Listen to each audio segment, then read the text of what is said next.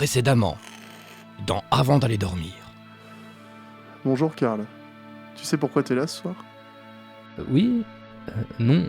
Enfin, je veux dire non. Je t'ai pas mis les menottes pour que tu sois à l'aise, alors me le fais pas regretter, ok? Dis-lui d'aller se faire foutre. Et tu sais qu'on a retrouvé le corps d'une de tes collègues de boulot dans son appartement. C'est ce que j'ai cru comprendre, oui. Et t'es sûr de ne rien avoir avec cette affaire, Karl? Oh que si.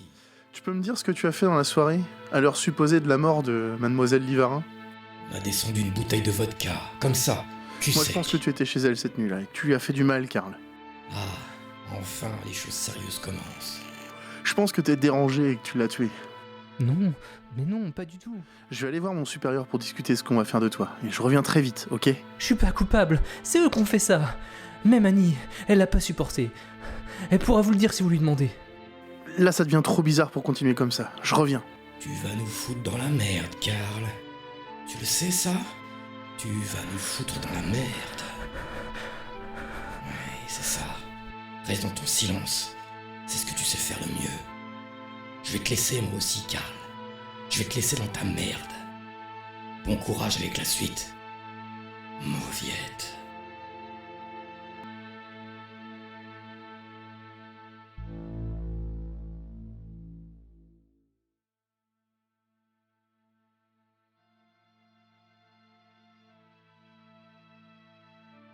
Tu sais pourquoi on est là. Oui, Tu sais ce que tu as à faire. oui, c'est bon. Alors, tu vas lui dire. Je sais pas encore, je vais réfléchir. Tu sais que si tu ne lui dis pas la vérité, tu vas finir sur la chaise électrique. Tu le sais, ça. Oui, peut-être que je le mérite, ça me libérera de tout ça. Ne dis pas ça. Si tu fais ça, on plonge avec toi. Et ça, c'est pas possible. Tu vas leur dire la vérité. Tu vas leur dire que c'est toi qui as tué cette fille. Mais vous savez très bien que c'est pas moi, vous savez parfaitement que c'est lui. Vous l'avez tous vu. Alors pourquoi vous voulez que je dise que c'est moi? Parce que de toute façon, personne ne va croire ton histoire. Tu le sais, ça. Personne ne va te croire. Tu auras beau leur dire la vérité, ils ne te croiront jamais. Bon, ça va être l'heure. Il faut que l'on répète ce que tu vas leur dire, ok? Il va venir, enfin, je veux dire, il va venir me voir avant que l'inspecteur vienne. J'aimerais lui parler et je voudrais lui dire, enfin lui demander pourquoi il a fait ça. Pourquoi il l'a tué. Je ne crois pas que ce soit une bonne chose. Tu sais très bien que quand il vient, tu n'es plus toi-même. Il sort très vite de son calme. Il tient des propos qui vont te faire mal. Oui, je sais. Mais j'ai besoin de le voir pour régler certaines choses, c'est tout. Bon, on va voir ce qu'on peut faire. Avant ça, dis-nous ce que tu vas dire à la police. Ok, j'ai tué cette femme parce qu'elle m'a manqué de respect. Ouais, c'est ça, mais tu dois en faire plus. Vas-y, développe un peu. Tu peux pas juste lui dire ça comme ça. Je voulais sortir avec elle, c'est une collègue de travail, elle était célibataire.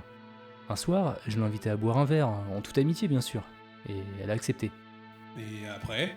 On est allé dans un bar, pas très loin de chez moi, on a commandé des boissons et on a beaucoup discuté. Ça me faisait du bien de parler à quelqu'un d'autre je veux dire, quelqu'un d'autre que vous. Pourquoi tu n'aimes pas parler avec nous? C'est pas ça, mais on passe beaucoup de temps ensemble, alors voir d'autres personnes, ça me fait du bien. C'est normal, on vit ensemble, je te rappelle. Oui, et j'aime bien ça.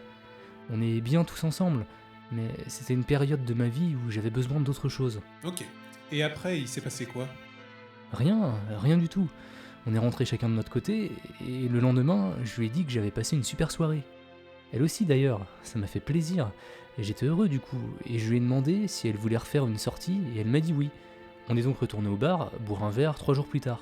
Ce soir-là, elle m'a tenu la main, j'étais trop bien avec elle. Puis elle s'est confiée à moi. Elle m'a parlé de son ex qui était violent, et de sa vie triste avant de me rencontrer.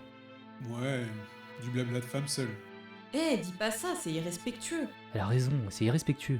Tu peux pas parler comme ça, je peux pas te laisser dire ça. Merci. Allez, vas-y, reprends. 2 jours plus tard, je voulais lui dire ce que je ressentais pour elle. Nous sommes allés au restaurant et j'ai remarqué qu'elle avait changé, qu'elle était plus épanouie et plus souriante. J'ai cru au début que c'était grâce à moi, mais au milieu de la soirée, elle m'a avoué que son ex était revenu et qu'il avait promis de changer et qu'elle avait accepté de lui donner une autre chance. Et que je l'avais aidé à passer un cap douloureux dans sa vie sans lui. Que j'étais un très bon ami pour elle, rien de plus. Oui, je me rappelle de ça, quand tu nous as tout raconté. J'étais furieux. Tu sais dans quel état on est quand il t'arrive des trucs moches. C'est pas de notre faute. On est soudés. On t'aime. Ce qui te fait du mal nous touche aussi. Oui, merci pour ça. Je lui ai demandé si je pouvais venir prendre un dernier verre chez elle. Elle a refusé et est partie en direction de son appartement. Je l'ai suivie. Elle est entrée dans son immeuble. J'ai demandé à Annie d'appuyer sur l'interphone pour qu'elle ait confiance, qu'elle lui ouvre, et je suis monté jusqu'à son appartement. Il y avait une odeur de gâteau sur le palier. J'ai frappé à la porte et elle a ouvert. Elle a été très surprise au début, puis c'est devenu de la colère. Elle m'a demandé de partir. Je suis quand même rentré, elle a essayé de me faire changer d'avis. Elle m'a parlé, beaucoup parlé. Elle m'a dit que je devais trouver une gentille fille pour vivre avec moi. Alors j'ai craqué et je lui ai dit ce que j'éprouvais pour elle. Elle a ri, elle pensait que je me moquais d'elle. Quand elle a vu que j'étais sincère, elle a arrêté de rire. Elle était tellement gênée. Tu aurais dû la laisser. Tu aurais dû partir. Au lieu de ça, tu nous as présenté. C'est là qu'elle a eu peur. J'étais trop stressé. Je voulais plus être tout seul avec elle à ce moment-là. J'avais besoin de vous pour m'aider à supporter ce fiasco. Et on était là. Tous les trois, on était là pour t'aider, pour t'épauler. Comme à chaque fois que tu es mal. Sauf que, quand elle vous a vu, elle m'a traité de taré. Elle m'a dit que j'avais un problème et qu'elle voulait que je parte d'ici et que je ne devais plus parler à l'avenir, ni au boulot, ni en dehors. Et elle a dit qu'elle appellerait les flics si jamais je continuais. C'est pour ça qu'il l'a frappé, tu le sais. Il n'aime pas qu'on te manque de respect. Il ne supporte pas de te voir dans cet état dès que tu es stressé ou malheureux. Il vient pour te soutenir et te calmer. Oui, je sais. Il est toujours là pour moi. C'est pour ça que je voudrais qu'il soit là maintenant. Tu veux que je te dise quoi? Ce qui s'est passé? Ce que je lui ai fait? Si c'est ça que tu veux entendre, je vais te le dire. Ou plutôt, je vais te dire ce que tu vas avouer à l'inspecteur. Je lui ai collé mon poing dans la tronche. Je ne supporte pas qu'on se moque de toi ou de maman ou des autres, ou de qui que ce soit d'ailleurs. Tu as le droit au respect. Après, j'ai pris mon couteau et je l'ai poignardé dans la gorge pour éviter qu'elle ne gueule et réveille tout l'immeuble. Après, j'ai augmenté le son de sa télé. Je suis revenu vers elle et je lui ai lentement ouvert le bide. Et j'ai tout sorti. J'ai rien oublié. J'ai tout mis dehors. Et à chaque poignée d'entrailles, je lui ai fait voir ce que je lui faisais, ce que je lui ai retiré, pour qu'elle comprenne son erreur. Personne, tu m'entends? Personne n'a le droit de mal te parler. Personne n'a le droit de te maltraiter. Pas tant que je serai là. Maintenant, elle a compris. Comme maman avant elle. Maman ne comprenait pas. C'est pour ça qu'elle était tout le temps en colère après toi. Oui, je sais, merci. Merci d'être venu. Vous êtes tous venus pour me soutenir, et je vous en remercie. T'inquiète pas. Mais pour que l'on soit toujours avec toi, il faut que tu dises à la police que c'est toi qui l'as tué et pas lui. D'accord? On ne se verra plus autant qu'avant, mais on sera ensemble. Oui, d'accord. Alors? C'est moi qui ai fait ça. Moi, et seulement moi, tout seul, sans l'aide de personne. J'ai eu un coup de rage, et je l'ai tué. Je suis le seul responsable. C'est bien, on est fiers de toi, tu le sais ça. On est très fiers de toi. Oui, je sais. Je ne pourrais pas vivre sans vous. Et nous, sans toi. Tu crois qu'ils vont nous mettre les menottes? Ça me fait toujours mal les menottes. Je supporte pas. Je ne sais pas, nous aussi on ne les aime pas. Ok, voilà l'inspecteur. Surtout, tu lui répètes tout ce qu'on a dit auparavant. On reste là à côté de toi. T'inquiète pas.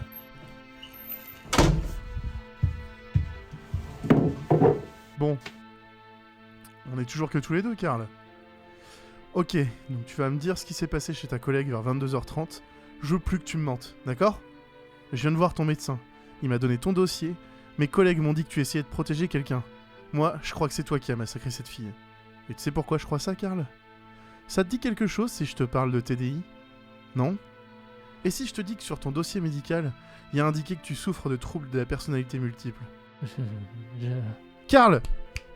Tu es avec moi? Karl, réponds! Karl! Karl n'est plus là.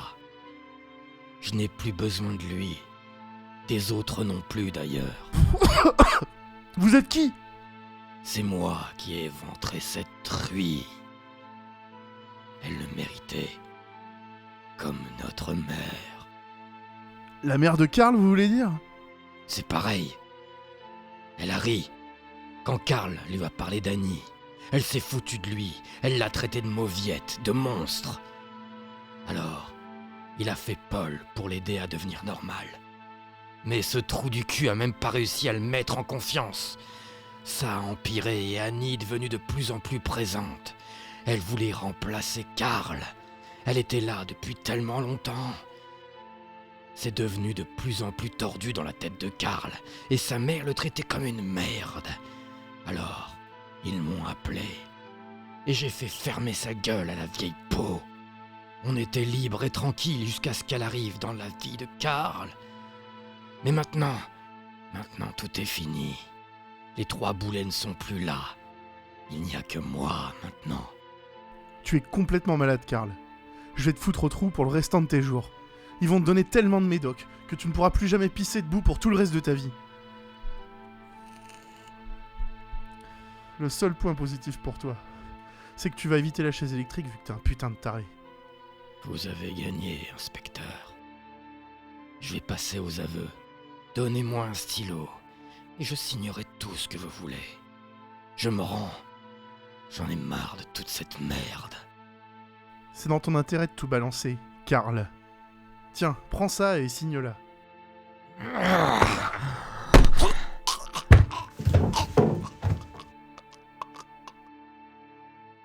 Ouvrez-moi, j'en ai fini ici. Le plus drôle dans tout ça, c'est que quoi qu'il arrive, vous comme les autres, on va apprendre à vivre ensemble. Tous ensemble. Flics et criminels réunis pour le meilleur, comme pour le pire. Enfin, surtout pour le pire. Inspecteur, bienvenue dans la famille.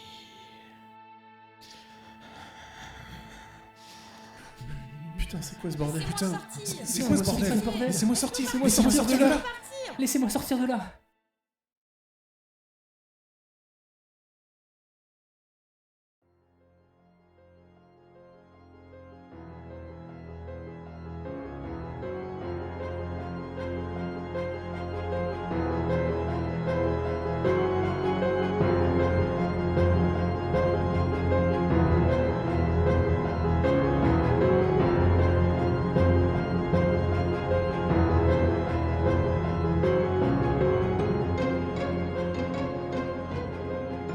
Vous venez d'écouter un épisode crossover avant d'aller dormir, Creepy Story.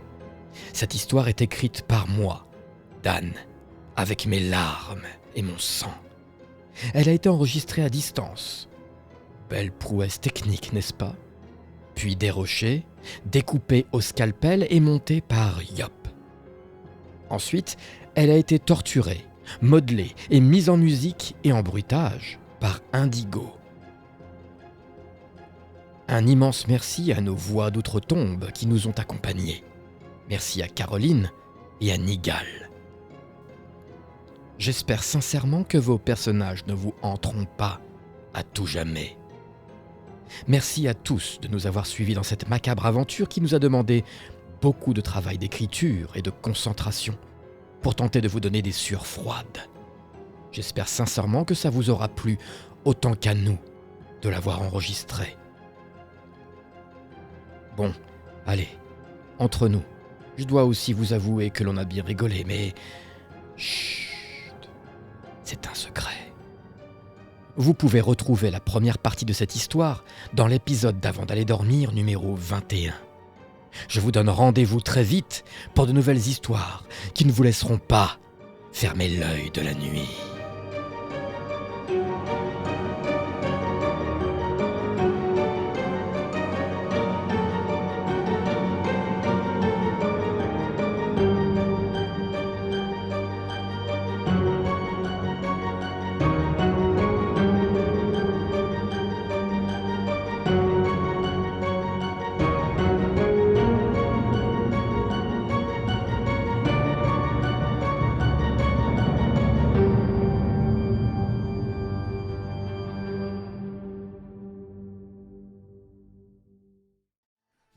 Putain, c'est quoi ce bordel? Putain, c'est quoi ce bordel? Laissez-moi sortir de là. Laissez-moi sortir de là.